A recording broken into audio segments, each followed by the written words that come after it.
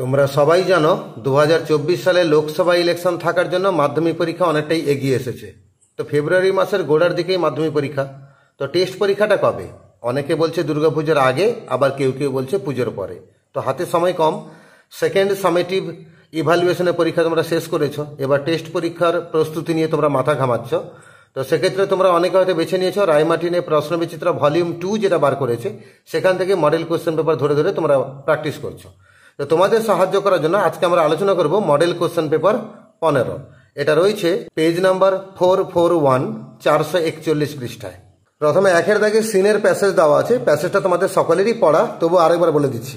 When the family has finished tea, যখন পরিবার চা খাওয়া শেষ করে, and gathers round the fire, এবং আগুনের চারপাশে জড়ো হয় আগুন পোহানোর জন্য, the cat casually goes out of the room, তখন বিড়াল আস্তে করে বেরিয়ে যায় রুমের বাইরে। True life now begins for him, আসল জীবন, সত্যিকারের জীবন এবার তার শুরু হয়। He saunters down his own backyard, তার নিজের বাড়ির যে পেছনে উঠোন সেখানে সে চলে যায়। Springs to the top of the fence, বেড়ার উপরে লাফিয়ে ওঠে। Drops lightly down to the other side, উল্টো দিকে আস্তে করে নেমে পড়ে। He trots across and skips to the roof of an empty shed, একটা পুরনো পরিত্যক্ত ছাদ, তার ডগায় সে উঠে পড়ে।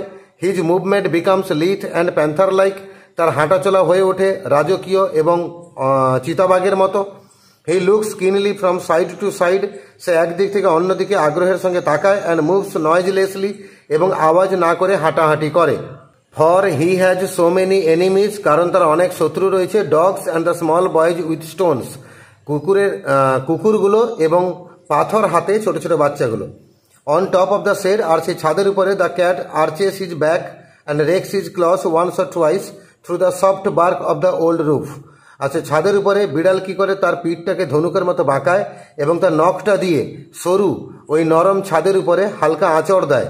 হি stretches himself a few times to see if every muscle is in full working order, সে তার নিজের শরীরটাকে প্রসারিত করে কয়েকবার, এটা দেখার জন্য যে শরীরের সমস্ত মাংসপেশিগুলো কার্যক্ষম অবস্থায় আছে কিনা। Then drooping his head nearly to his paws, তারপরে নিজের মাথাটাকে থাবার কাছে ধাপিয়ে আনে।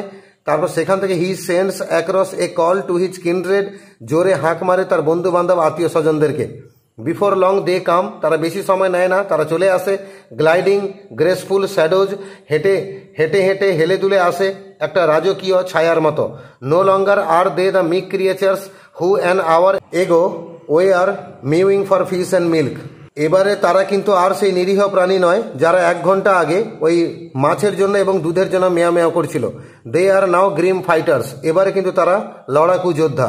Just think how much more he gets out of his life than you do out of yours, একবার ভাবো একটা বিড়াল তার জীবন থেকে কতটা সন্তুষ্টি পায় তুমি তোমার জীবন থেকে যতটা পাও তার থেকে। And the sports they have, এবং তারা যে খেলাধুলাটা করে সেই খেলাধুলা থেকে। অ্যাজ দে গেট ওল্ডার, তাদের যেই বয়স হয়ে যায়, they go in for sport to the suburban backyard, তারা কিন্তু খেলাধুলার জন্য বা শিকারের জন্য তারা ওই উপশহরের বাড়ির উঠোনগুলোতে চলে যায়। দিজ ব্যাকইয়ার্ডস দ্যাট আর ডাল টু আস, এই বাড়ির পেছনগুলো যেগুলো আমাদের কাছে অনাকর্ষণীয়, are to them hunting grounds, তাদের কাছে কিন্তু সেগুলো শিকার করার জায়গা। Where they have more gallant adventure than King Arthur's knights ever had, যেখানে তাদের অনেক বেশি সাহসী অভিযান রয়েছে রাজা আর্থারের সৈন্যদের থেকেও। এবারে আমরা এ দাগে এমসিকিউতে যাব। According to the narrator, King Arthur's knights were not so, actually লেখকের মতে রাজা আর্থারের যে যোদ্ধারা তারা কিন্তু ততটা সাহসী ছিল না যতটা বিড়ালের মতো, মানে বিড়ালের নাকি বেশি সাহসীকর অভিযান রয়েছে। আমরা অপশন নাম্বার 1-এ যাব, courageous as a cat. B দাগে, as the cats get older they go in for sport to the, বিড়াল যখন বয়সী হয়ে যায় তখন তারা শিকারের জন্য যায় কোথায়? উত্তর হচ্ছে option number 4, suburban backyard, উপশহরের শহরতলিগুলোতে বাড়ির পেছনে চলে যায়। সি দাগে, the cat droops his head near his paws and sends across a call to, বিড়াল তার মাথাটাকে থাবার কাছে নামিয়ে আনে এবং জোরে হাঁক মারে কাকে? উত্তর হচ্ছে হিজ কিনড্রেড, তার আত্মীয় স্বজনদেরকে। ডি দাগে, the cat skips to the roof of an empty shed, বিড়াল কিন্তু লাফিয়ে ওঠে একটা পুরনো পরিত্যক্ত বাড়ির ছাদের উপরে। ই দাগে, for the fear of enemies the cat moves, শত্রুর ভয়ে বিড়াল কিন্তু হাঁটাচলা করে কিরকম? উইদাউট মেকিং এনি নয়েজ, কোনো আওয়াজ না করে, মানে নয়েজলেসলি। এবার আমরা বি দাগে যাব, স্টেটমেন্ট আর রিজন দেওয়া আছে। প্রথম একের দাগে রিজনে ঘরে আছে the cat wants to socialise, বিড়াল নিজেকে সামাজিক করে তুলতে চায়। এর ফলে কি হয় না, he calls his kindred and starts adventure together, সে তার আত্মীয় স্বজনকে হাঁক মারে এবং তাদেরকে সঙ্গে নিয়ে তার অভিযান শুরু করে। তো সবাইকে মিলেমিশে কাজ করছে মানে কি, সে সোশ্যাল, সামাজিক, তাই সোশ্যালাইজ বলেই এই কাজটা করে। আর দুইয়ে দাগে no longer the cats are meek creatures, বিড়াল কিন্তু আর নিরীহ প্রাণী নয়, এটা ফল। কারণ কি, তারা নিরীহ প্রাণী নয় কেন না, দে আর গ্রিম ফাইটার্স ইন রিয়ালিটি, বাস্তবে কিন্তু তারা সাহসী যোদ্ধা। তিনের দাগে the cat goes out of the room, বিড়াল কিন্তু রুমের বাইরে চলে যায়। কারণ কি না, he has to start his true hunting life at night, কারণ রাতের বেলা তাকে সত্যিকারের শিকার করার যে জীবনটা, সেই জীবনটা চালু করতে হয়। এবার সি দাগে দুটো প্রশ্ন দিয়েছে। সি একের দাগে why does the cat stretch himself a few Times, বিড়াল নিজেকে কয়েকবার প্রসারিত করে কেন? উত্তর হচ্ছে হি স্ট্রেচেস হিমসেলফ থেকে শুরু করে ওয়ার্কিং অর্ডার পর্যন্ত। এটা কোথায় রয়েছে আমি লাইনটা খুঁজে দিচ্ছি। এটা রয়েছে second para, second line. He stretches himself a few times to see if every muscle is in full working order, এই বাক্যটা লিখতে হবে। মানে সে নিজেকে কয়েকবার প্রসারিত করে এটা দেখার জন্য তার শরীরের প্রতিটা মাংসপেশি কর্মক্ষম অবস্থায় আছে কিনা।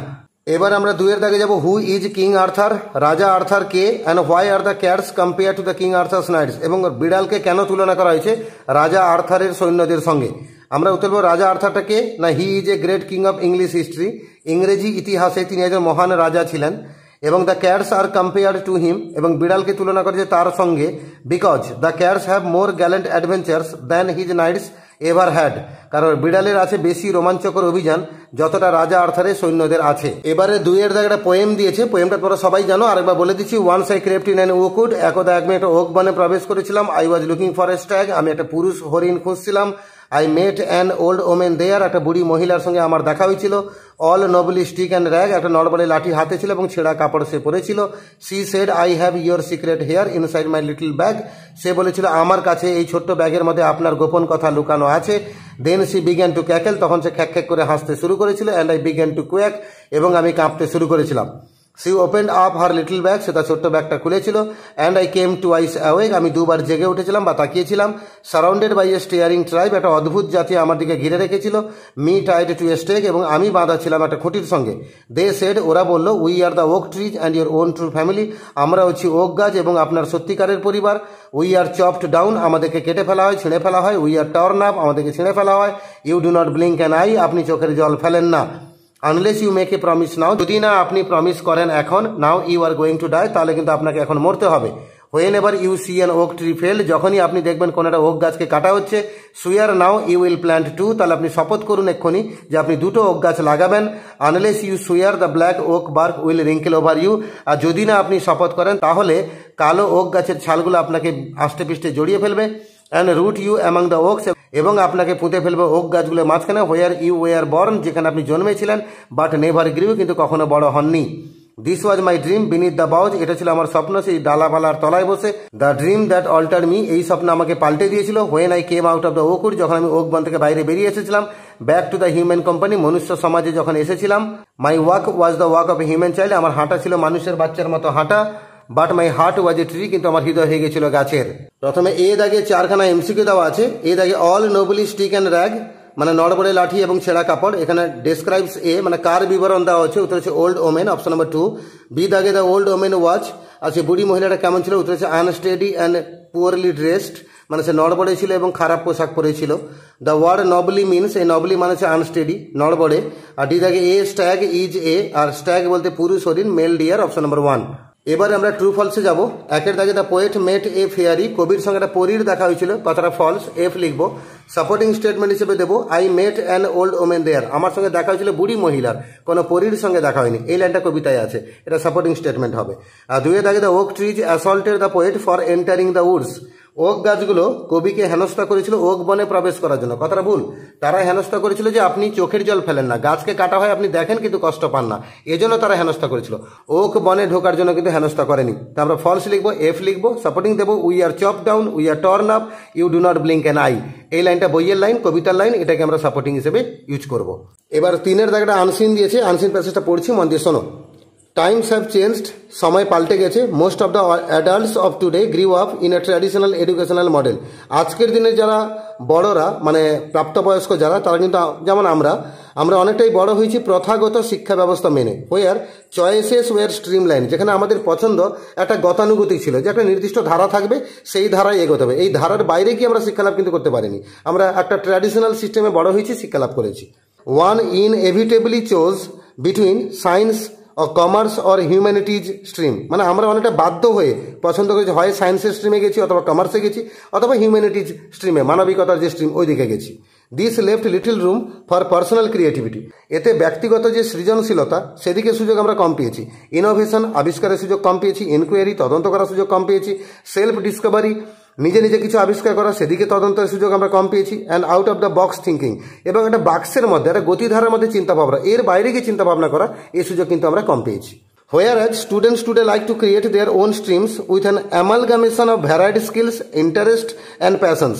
যদিও এখনকার দিনে বাচ্চারা কি চায়, তারা তাদের নিজস্ব স্ট্রিম, নিজস্ব যে চিন্তাধারা, মুক্ত ধারা, এগুলোকে তৈরি করতে চায়। তার মধ্যে ভ্যারাইড স্কিল থাকবে, ইন্টারেস্ট থাকবে, প্যাশন থাকবে, এগুলোকে নিয়ে তারা নতুনভাবে একটা পথ তৈরি করতে চায়। রাইটলি সো, আর ঠিক এই কারণে এক্সপোজার টু ইন্টারডিসিপ্লিনারি এডুকেশন, আন্ত শৃঙ্খলাযুক্ত যে শিক্ষাবোধ, এর জন্য একটা প্রকাশ দরকার হবে ফ্রম অ্যান আর্লি এজ, একদম প্রাথমিক বয়স থেকে। নাও ইট ইজ ইদানিং, ইজ ইম্পারেটিভ, এটা কিন্তু প্রয়োজন। With the plethora of career options, কারণ এতে প্রচুর পরিমাণে কেরিয়ারের সুযোগ থাকবে, অ্যাভেলেবেল থাকবে। Dramatic shift in availability, dramatic shift available হবে। আর use of the technology has determined this, আর তার সঙ্গে টেকনোলজিকে তুমি ইচ্ছামতো ব্যবহার করতে পারবে, প্রযুক্তিকে। It is no longer enough to just gather knowledge, আর এখনকার দিনে শুধুমাত্র ওই জ্ঞান অর্জনটাই যথেষ্ট নয়। ফাইন্ডিং মিনিং ইন ইট, জ্ঞান অর্জনের অর্থটা কি সেটা খুঁজে বার করতে হবে। And learning how to apply it effectively, এবং সেই শিক্ষাটাই কী করে যথার্থভাবে কাজে লাগাতে হবে সেটাও শিখতে হবে। Carry much greater relevance for the current generation of learners, বর্তমান প্রজন্মের শিক্ষার্থী যারা, এদের কাছে কিন্তু এটা অনেকটা দরকার। শুধুমাত্র জ্ঞান অর্জন করে নিলে হবে না, সেই জ্ঞানটাকে যথাযথভাবে ব্যবহার করতেও শিখতে হবে। The international Baccalaureate program at Pathways School encourages students to choose subjects from an array of subject groups which beautifully transcends cross curricular education. Actually বর্তমানে ইন্টারন্যাশনালি একটা শিক্ষা ব্যবস্থার প্রোগ্রাম চালু হয়েছে, পাথওয়েজ স্কুল চালু করেছে। এই পাথওয়েজটা কি একটা শিক্ষা ব্যবস্থা, একটা প্রতিষ্ঠানের নাম, একটা সংস্থার নাম, যেমন তোমরা বাইজু নাম শুনেছো। ঠিক একই রকমভাবে পাথওয়েজ স্কুলের যে প্রোগ্রামটা হয়, বাকালরিয়ের যে প্রোগ্রামটা হয়, সেই প্রোগ্রাম বাচ্চাদেরকে উৎসাহিত করছে যে আপনারা যে তোমরা সাবজেক্ট চয়েস করো, যে ওই গতানুগতিক যে সিস্টেমটা আছে ওর বাইরে গিয়ে তোমরা সাবজেক্ট চয়েস করো, তাতে ক্রস কারিকুলার এডুকেশন সিস্টেম থাকবে, সেটাকে চয়েস করো। Apart from the conventional subject offerings, এই প্রথাগত যে বিষয়গুলো যেমন বাংলা, ইংরাজি, অঙ্ক, ভূগোল, ইতিহাস, জীবনবিজ্ঞান, ভৌতবিজ্ঞান, এই যে প্রথাগত বিষয়গুলো, এই বিষয়গুলো ছাড়াও pathways also offer subject such as global politics. কিন্তু এই পাথওয়ে সিস্টেমে যে প্রথাগত যে শিক্ষা প্রতিষ্ঠানে যে প্রতিষ্ঠানটা খুলেছে, ওরা চাইছে যে প্রথাগত সাবজেক্টের বাইরে আরও কিছু বিষয় বাচ্চারা পড়ুক। তারা কিছু সাবজেক্ট অফারও করছে, যেমন গ্লোবাল পলিটিক্স মানে বিশ্ব রাজনীতি, যেমন ওয়ার্ল্ড রিলিজিয়ান্স মানে বিশ্ব ধর্ম, psychology, design and technology, dance and the theatre amongst others. এগুলো কয়েকটা বিষয়ের নাম, যেগুলো কনভেনশনাল বিষয়ের বাইরে গিয়ে কিছু বিষয়, এগুলো ওই পাথওয়ে সিস্টেমে অফার করা হচ্ছে। This flexibility and encouragement to explore beyond the establish subject streams, যে প্রথাগত বিষয়গুলো চলে আসছে তার বাইরে যাওয়ার এই যে flexibility allow students to align their subject choices with their passion, skills and potential career options. এতে কি হবে, বাচ্চাদের মধ্যে একটা প্যাশন তৈরি হবে, তাদের দক্ষতা তৈরি হবে, এবং তাদের কেরিয়ার অপশনের সুযোগ তারা অনেক বেশি করে পাবে।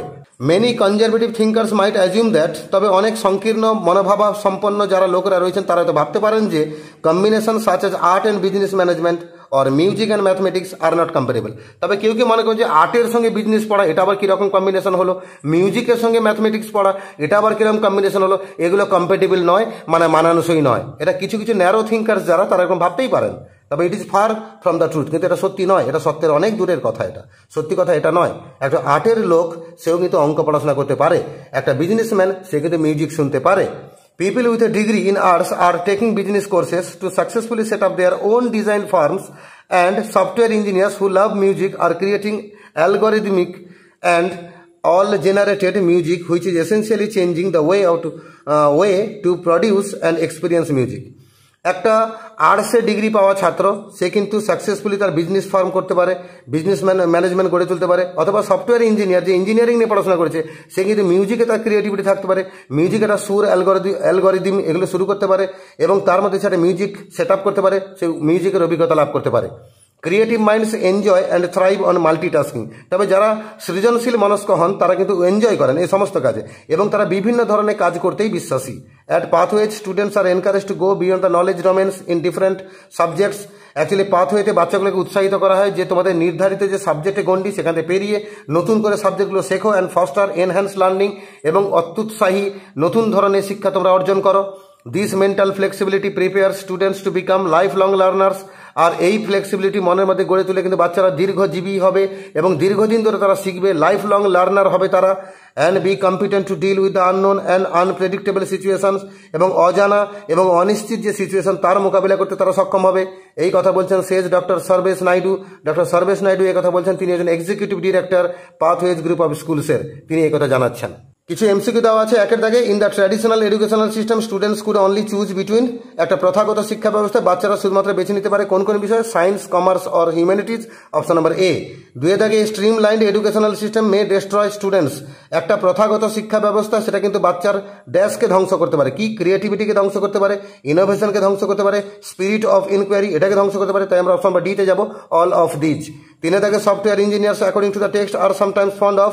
যারা সফটওয়্যার ইঞ্জিনিয়ার হন তারা কিন্তু অনেক সময় ড্যাশকেও ভালোবাসেন, উত্তর মিউজিক। Option number B. চারে দাগে ক্রিয়েটিভ মাইন্ডস থ্রাইভ অন। যারা সৃজনশীল মনস্ক হন তারা কিন্তু বাঁচেন সবগুলোকে নিয়ে, কি নিয়ে, মাল্টিটাস্কিং মানে বহুবিধ কাজ, এটাকে নিয়ে তারা বাঁচেন। তারা শুধুমাত্র একটা বিষয়ের উপর নির্ভর করে না, তাদের অনেক কিছু জানার আগ্রহ বা উৎসাহ থাকে। পাঁচে দাগে doctor Sarvesh Naidu is the executive director Pathway group of স্কুলসে, তিনি হচ্ছেন এক্সিকিউটিভ ডিরেক্টর, লাস্ট লাইনে আনসিনে বলা আছে। আর ছয়ের দাগে বলেছে today it is important to expose a student to. আজকের দিনে খুব গুরুত্বপূর্ণ যে একটা বাচ্চাকে ড্যাশের প্রতি এক্সপোজ করতে হবে, গ্লোবাল পলিটিক্স জানাতে হবে, অ্যাপ্লাইড সায়েন্স জানাতে হবে, ইন্টার ডিসিপ্লিনারি এডুকেশন জানাতে হবে। তাই আমরা অপশন নাম্বার ডিতে যাবো, অল অফ দিজ। এবারে কিছু ট্রু ফলস আছে, টিএফ লিখবো, সঙ্গে সাপোর্টিং স্টেটমেন্ট দেবো। At pathways students are encouraged to transcend the boundaries of a subject. Pathway যে স্কুল সিস্টেমটা চালু হয়েছে সেখানে বাচ্চাগুলোকে উৎসাহ দেওয়া হচ্ছে যে প্রথাগত বিষয়ের গণ্ডি পেরিয়ে তোমরা বাইরে বেরো আর নতুন নতুন বিষয় শিখো, অবশ্যই ট্রু বলবো। সাপোর্টিং স্টেটমেন্ট দেবো, দ্য ইন্টারন্যাশনাল বাকালরিয়েট থেকে শুরু করে কারিকুলার এডুকেশন পর্যন্ত। এই লাইনটা আমরা হুবহু তুলবো, আমি এখানে জায়গা কম থাকার জন্য ডট ডট দিচ্ছি, তোমরা কিন্তু পুরো লিখবে। লাইনটা কোথায় আছে আমি খুঁজে দিচ্ছি। লাইনটা এসব জায়গায় আছে, the International Baccalaureate programme of Pathway school encourage student to choose subjects from an array of subject groups which beautifully transcends cross curricular education. এই পুরো লাইনটা হবে সাপোর্টিং স্টেটমেন্ট। দুইয়ের দাগে আছে, a student equipped with mental flexibility remains a perennial learner. একটা বাচ্চার মধ্যে যদি মেন্টাল ফ্লেক্সিবিলিটি বাড়ানো যায় সে কিন্তু দীর্ঘদিন ধরে শিখতে থাকবে, অবশ্যই ট্রু। পেরেনিয়াল লার্নার মানে দীর্ঘজীবী লার্নার, মানে অনেকদিন ধরে শিখবে, অবশ্যই ট্রু হবে, এটা রয়েছে। সাপোর্টিং স্টেটমেন্ট হিসেবে আমরা দেবো দিস মেন্টাল ফ্লেক্সিবিলিটি থেকে শুরু করে লাইফ লং লার্নার্স পর্যন্ত, একদম আনসিনের শেষ দু লাইনের মধ্যে পাবে, আনসিনের শেষ দু লাইনে পাবে this mental flexibility prepares students to become lifelong learners. এটা পুরো তুলবে, এখানে আমি ডট ডট দিচ্ছি, তোমরা কিন্তু পুরো বাক্য দেখে লিখবে, আনসিনের শেষ দু লাইনের মধ্যে আছে। আর তিনের দাগে many conservative thinker think that the combination of music and mathematics is compatible. অনেক সংকীর্ণ মনোভাব সম্পন্ন লোকেরা মনে করেন যে মিউজিক এবং ম্যাথমেটিক্স এই দুটো কিন্তু মানানসই, কথাটা ভুল। তারা মনে করেন এই দুটো মানিয়ে নিতে পারে না, একটা ম্যাথমেটিক্সের স্টুডেন্ট সে মিউজিক শিখতে পারে না। আমরা ফলস লিখবো। সাপোর্টিং দেবো লাস্ট প্যারার প্রথম লাইন, লাস্ট যে প্যারাটা রয়েছে তার প্রথম লাইনে লিখবো many conservative thinkers might assume that combinations such as art and business management or music and mathematics are not compatible। মানে আমরা মেনি কনজারভেটিভ থেকে শুরু করে আর নট কম্প্যাটেবল পর্যন্ত লিখবো, এটা রয়েছে লাস্ট প্যারার প্রথম লাইনে। এবারে কিছু প্রশ্ন তো দিয়েছে একে থেকে, what are the shortcomings of the conventional educational system. Actually প্রথাগত যে শিক্ষা ব্যবস্থা এর শর্টকামিংসগুলো কী কী, এর ত্রুটি বিচ্যুতিগুলো কী কী, এটা একদম প্রথম প্যারার শেষ বাক্যটা। প্রথম প্যারা শেষ বাক্য মানে আমরা লিখবো দিস লেফট থেকে শুরু করে বক্স থিঙ্কিং পর্যন্ত। আমি বাক্যটা পড়ে দিচ্ছি, this left little room for personal creativity, innovation, inquiry, self discovery and out of the box thinking. আবারও বলছি এই লাইনটা রয়েছে কোথায়, প্রথম প্যারাতেই আছে, ফার্স্ট প্যারাতেই আছে লাস্ট বাক্যটা, ফার্স্ট প্যারার লাস্ট বাক্যটা। তোমরা ডট ডট মারবে না, পুরো বাক্য লিখবে। দুইয়ের দাগে, why is it imperative to expose a child to the interdisciplinary education at an early age. Actually আন্তঃশৃঙ্খলাযুক্ত শিক্ষা ব্যবস্থায় বাচ্চাকে ফেলতে হবে একদম প্রাথমিক বয়স থেকে, কেন? তার উত্তরটা আমরা পাবো সেকেন্ড প্যারায় রয়েছে। হোয়ার অ্যাজ স্টুডেন্টস থেকে শুরু করে অ্যাভেলেবেল পর্যন্ত। সেকেন্ড প্যারা প্রথম লাইনটাই এই প্রশ্ন উত্তর, বাক্যটা পড়ে দিচ্ছি।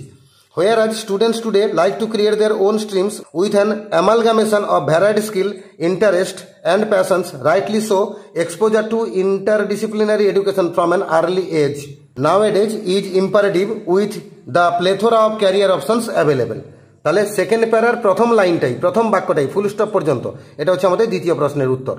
আর তিনে থেকে what are the subjects offer at pathways, pathways শিক্ষা ব্যবস্থায় কোন কোন সাবজেক্ট পড়ানো হয়, উত্তর হচ্ছে অ্যাপার্ট ফ্রম দ্য কনভেনশনাল থেকে শুরু করে অ্যামাংস্ট আদার্স, এটা পর্যন্ত। এটা রয়েছে কোথায়? থার্ড প্যারা সেকেন্ড লাইন, 3 নম্বর প্যারার সেকেন্ড লাইনে আছে। আমি বাক্যটা পড়ে দিচ্ছি। Apart from the conventional subject offerings, pathways also offer subject such as global politics, world religions, psychology, design and technology, dance and the theater amongst others, মানে অ্যাপার্ট ফ্রম থেকে শুরু করে অ্যামাংস্ট আদার্স পর্যন্ত। আর চারে থেকে give 2 examples of the positive effects brought about by the interdisciplinary education. এই যে আন্তঃশৃঙ্খলাযুক্ত শিক্ষা ব্যবস্থায় বাচ্চাগুলোকে পড়াশোনা করালে কি কি লাভ হতে পারে, সেক্ষেত্রে আমরা লিখবো the students get more career options, এতে বাচ্চারা কেরিয়ার অপশন অনেক বেশি পাবে। And they can use technology more properly, তারা টেকনোলজিকে আরও যথাযথভাবে ব্যবহার করতে পারবে। এবার আমরা গ্রামার পোর্শনে যাবো। চারের দাগে কারেক্ট ভার্ব ফর্মকে লাগিয়ে শূন্যস্থান পূরণ করতে হবে। এ টাগার, টাগার মানে কি বলো দেখি? জাহাজ বা লঞ্চ কোথাও আটকে গেলে তাকে টেনে নিয়ে যায়, যে তাকে টাগার বলে। তো a tugger was called to pull the vessel from under the bridge, একটা ব্রিজের তলে একটা ভেসেল আটকে গেছিল, তাকে টেনে নিয়ে যাওয়ার জন্য একটা টাগারকে ডাকা হয়েছিল। In the process the bridge was damaged, কিন্তু এতে কি হলো? ব্রিজের ক্ষতি হয়েছিল। টু ফ্রি দ্য ভেসেল, আর ভেসেলটাকে ওখান থেকে মুক্ত করার জন্য a part of the upper deck had to be cut off, ওই ভেসেলের যে উপরের ছাদ বা উপরের তলা, সেখান থেকে কিছুটা অংশ কেটে বাদ দিতে হয়েছিল, নাহলে এই ব্রিজের তলায় গিয়ে লেগে যাচ্ছিল। পাঁচের এ দাগে আর্টিকেল প্রিপোজিশন দিয়ে শূন্যস্থাপন করতে হবে। When the family sits down to tea, the cat puts in an appearance to get his share, এটা তো দ্য ক্যাট থেকে নেওয়া বাক্য, তোমরা সবাই জানো। শূন্যস্থানে বসলো টু অ্যান্ড টু। বি দাগে আছে ডু অ্যাজ ডাইরেক্টেড, ব্র্যাকেটে বলা আছে কি করতে। একের দাগে she is the best student in the class, সে ক্লাসের মধ্যে সবচেয়ে ভালো ছাত্র ছাত্রী, এটাকে বেটার ইউজ করতে বলেছে, আমরা লিখবো she is better than any other student in the class. আর দুয়ের দাগে হার অ্যান্সার ওয়াজ ওয়াইজ, তার উত্তরটা ছিল সঠিক বা জ্ঞানী, এটা ওয়াইজকে আমরা অ্যাডভার্ব করবো, আমরা উত্তর লিখবো সি অ্যান্সার্ড ওয়াইজলি, মানে সে উত্তর দিল ওয়াইজলি, মানে বুদ্ধিমত্তার সঙ্গে। আর তিনের দাগে he said to us are you coming to the meeting today, narration change করলে হবে he asked us if we were coming, এটা কামিং তোমরা অনেকে গোয়িংও লিখতে পারো, to the meeting that day, today পাল্টে দ্যাট ডে হবে। ফ্রেজাল ভাব দেওয়া আছে ডিস্ট্রিবিউটেড, মানে বিতরণ করেছিলেন, তাহলে গেভ অ্যাওয়ে, লিস্ট থেকে আমরা গিভ অ্যাওয়ে নিব, কিন্তু এটা ভি2 ফর্মে আছে, আমরা পাস্ট ফর্মে গেভ অ্যাওয়ে লিখবো। আর 2 নম্বরে চেজড, একই রকমভাবে র্যান আফটার লিখবো। আর প্রডিউসেস, যেহেতু এস যোগ করা আছে, আমরা লিখবো ব্রিংস ফোর্থ। এবারে আমাদের 4খানা ভোকাবুলারি খুঁজতে হবে। গোজ বিয়ন্ড, মানে অতিক্রম করে যাওয়া, ট্রান্সেন্ডস। আর an excessive amount or number, প্রচুর পরিমাণে বা প্রচুর সংখ্যায়, তাকে আমরা বলবো প্লেথোরা। আর to grow vigorously, to flourish, মানে স্বাভাবিকভাবে বড় হয়ে যাওয়া, তাকে থ্রাইভ বলে। আর in a manner that is possible to avoid or to prevent, actually একটা পদ্ধতিতে যেটাকে কোনোভাবে এড়ানো যাবে না, অপরিহার্যভাবে, তাহলে উত্তর হবে ইনএভিটেবলি। এই 4খানা শব্দই আনসিনে আছে, খুঁজে নিতে পারলে কিন্তু 2 4 8, মানে 8 নম্বর পেয়ে যাবে। এইভাবে মডেল কোশ্চেন পেপার 15 থেকে আমরা সিন, আনসিন এবং গ্রামার আলোচনা করলাম। এরকম আলোচনাই তোমাদেরকে সমৃদ্ধ করবে, তোমরা এখান থেকে অনেক আইডিয়া পাবে। হয়তো পরীক্ষায় এগুলো আনসিন লাগবে না, গ্রামারে হয়তো এই বাক্যগুলো থাকবে না, কিন্তু এই টাইপের তো থাকবে, তোমাদের তো উৎসাহ অনেক বাড়বে, মনের জোর ক্ষমতা তো বাড়বে। তো এর আগের মডেলগুলো আমার চ্যানেলে আপলোড করা আছে, তোমরা চাইলে সেই মডেলগুলোও দেখে নাও, তোমাদের প্রস্তুতি অনেকটাই কমপ্লিট হওয়ার পথে এগোতে থাকবে এবং তোমাদের টেস্ট পরীক্ষায় নাম্বার পেতে কোনো অসুবিধা হবে না। আর যারা নতুন এসেছো আমার চ্যানেলে, অবশ্যই চ্যানেলটাকে সাবস্ক্রাইব করে রাখো, তোমাদের দরকারি সব ভিডিওগুলো এই চ্যানেলে রেগুলার টাইমে পেতে থাকবে।